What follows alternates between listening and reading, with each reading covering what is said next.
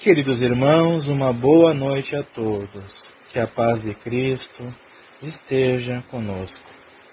Nesta noite, dando sequência à leitura do Evangelho, coube-nos a leitura e a reflexão do capítulo 24. Não vades aos gentios. Itens 8, 9 e 10. Que as palavras do codificador, guiadas por Jesus, possam iluminar e encher de ânimo, de esperança, as nossas mentes e os nossos corações. Que assim seja. Jesus enviou os seus 12, os apóstolos, depois de lhes ter dado as instruções seguintes: não vades aos gentios e não entreis nas cidades dos samaritanos, mas ide antes as ovelhas perdidas da casa de Israel. E nos lugares para onde fordes, pregai, dizendo que o reino dos céus está próximo. Isto está em São Mateus, capítulo 10, versículos 5, 6 e 7. Jesus prova em muitas circunstâncias que suas vistas não são circunscritas ao povo judeu, mas que abarcam toda a humanidade. Se, pois, disse aos seus apóstolos para não ir aos pagãos, não foi por desdenhar sua conversão, o que teria sido pouco caridoso, mas porque os judeus que criam na unidade de Deus e esperavam o Messias estavam preparados pela lei de Moisés e os profetas para receber a sua palavra. Entre os pagãos, a própria base faltando, tudo estava por fazer, e os apóstolos não estavam ainda bastante esclarecidos para uma tão pesada tarefa. Por isso, disse-lhes: ide as ovelhas desgarradas de Israel, quer dizer, ide semear num terreno já preparado, sabendo bem que a conversão dos gentios virá a seu tempo, mais tarde. Com efeito, no centro mesmo do paganismo, os apóstolos iriam plantar a cruz. Essas palavras podem se aplicar aos adeptos e aos pregadores do Espiritismo.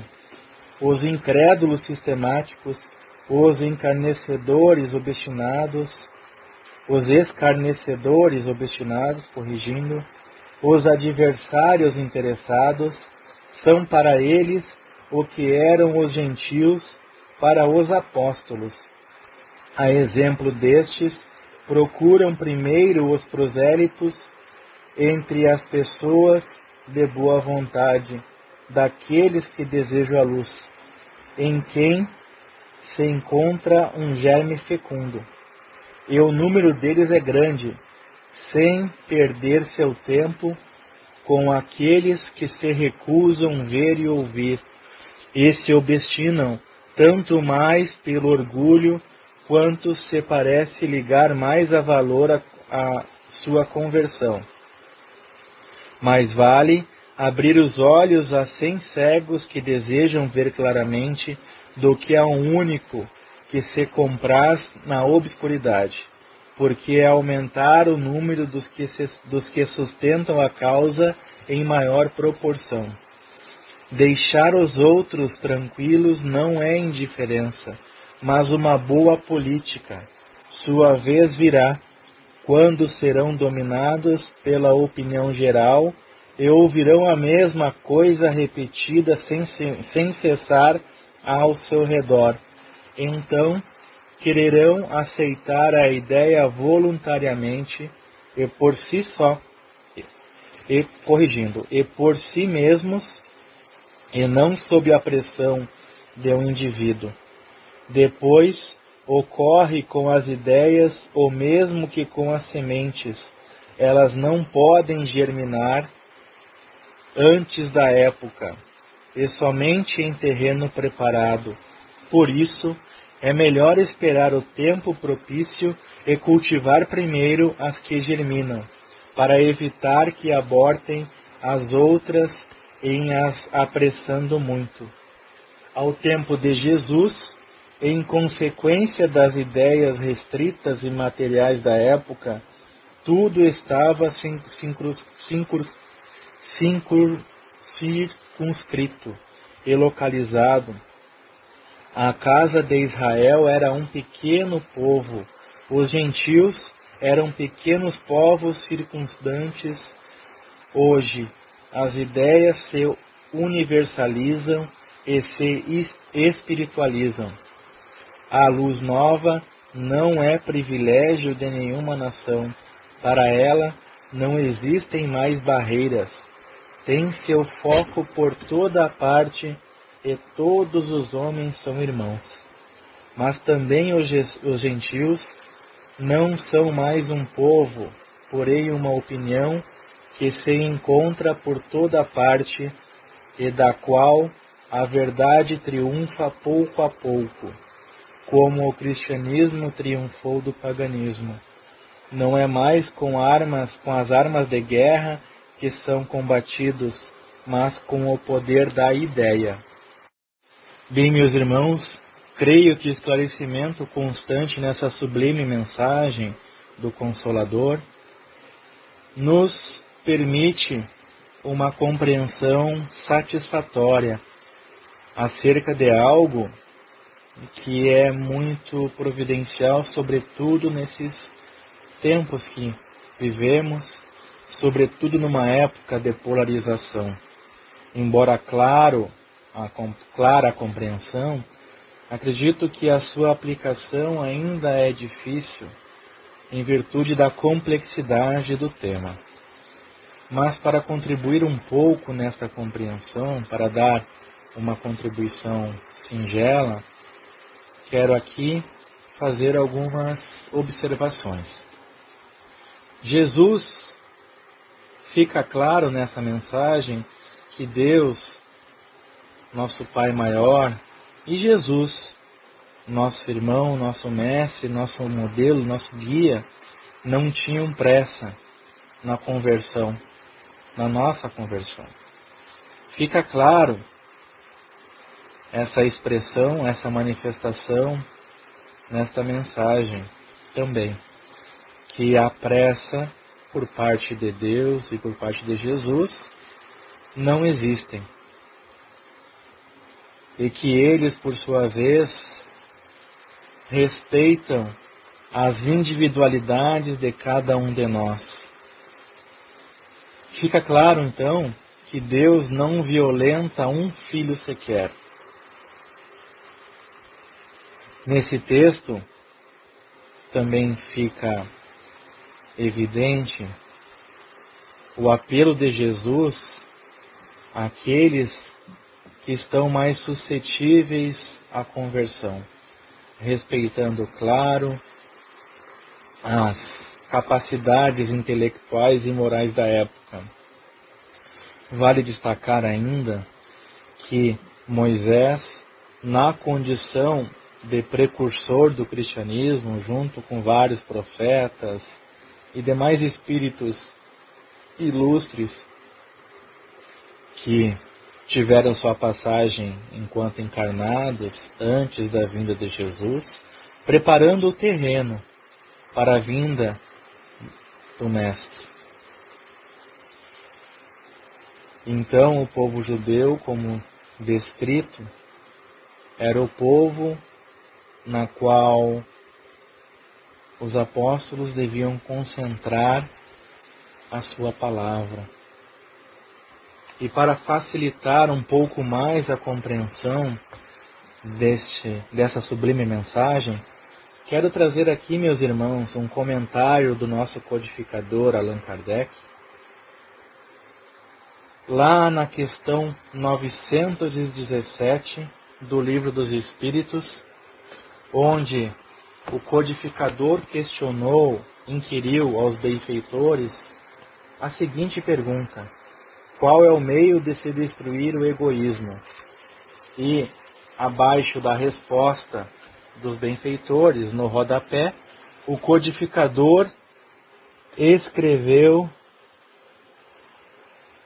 a seguinte mensagem: louváveis esforços indubitavelmente se empregam para fazer que a humanidade progrida.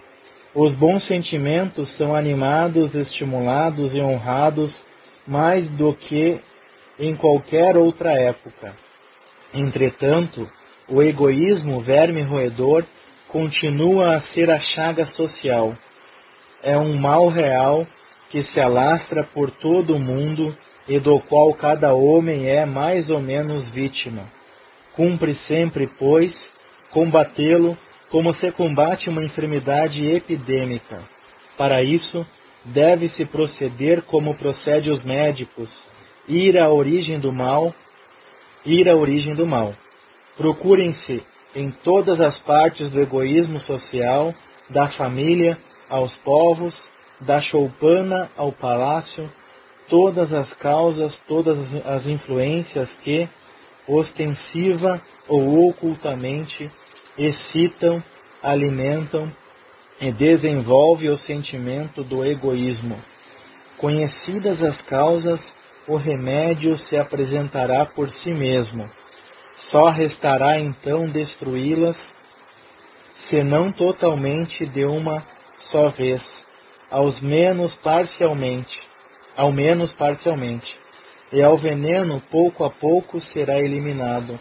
Poderá ser longa a cura, porque numerosas são as causas, mas não é impossível. Contudo, ela só se obterá se o mal for atacado em sua raiz, isto é, pela educação, não por essa educação que tende a fazer homens instruídos, mas pela que tende a fazer homens de bem. A educação, convenientemente entendida, constitui a chave do progresso moral. Bem, meus irmãos, agradecendo mais uma vez por esta oportunidade sublime, vamos, neste instante, serenando nossas mentes, os nossos corações, elevando nossos pensamentos sinceros ao alto, a Deus, a Jesus, a essa falange de amigos que nos assistem, que nos conduzem ao melhor caminho, a nossa família espiritual, que intercede por nós, nas nossas dificuldades, nos nossos anseios. Vamos agora doar um pouquinho do nosso tempo, fazer um pouco de caridade, intercedendo por aqueles irmãos necessitados, seja do corpo físico, seja do corpo mental, do campo mental, ou seja, no campo espiritual. Que todas as necessidades que sejam úteis ao progresso, ao aperfeiçoamento de cada irmão, possam ser atendidas por Deus nosso Pai. Que Jesus, nosso Mestre, possa nos sustentar, possa nos guiar, nos dar todo o amparo, a proteção, o fortalecimento e, em especial, o esclarecimento, aquele que ilumina o nosso caminho, que nos serve como bússola. Pedimos ainda que nossos lares, as nossas águas possam ser magnetizadas, que nós recebamos o remédio necessário para nosso reequilíbrio, para o nosso restabelecimento. E que nossos lares possam ser harmonizados e fortalecidos. Que todas as negatividades sejam removidas e que permaneçam apenas aqueles fluidos, aqueles pensamentos, aqueles fragmentos conectados à proposta do bem, conectados aos planos mais altos, de acordo com a necessidade e o merecimento de cada um de nós. Mais uma vez, uma boa noite a todos. Que a paz, o amor de Cristo estejam na presença de todos nós, hoje e sempre. E que assim seja.